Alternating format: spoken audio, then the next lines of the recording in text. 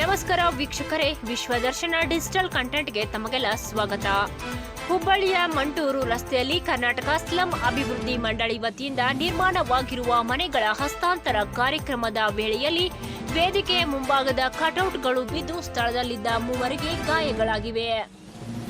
ಗಾಯಾಳುಗಳಲ್ಲಿ ಒಬ್ಬರನ್ನ ಹುಬ್ಬಳ್ಳಿಯ ಕಿಮ್ಸ್ ಆಸ್ಪತ್ರೆಗೆ ಹಾಗೂ ಇನ್ನಿಬ್ಬರನ್ನ ಖಾಸಗಿ ಆಸ್ಪತ್ರೆಗೆ ದಾಖಲಿಸಿದ್ದಾರೆ.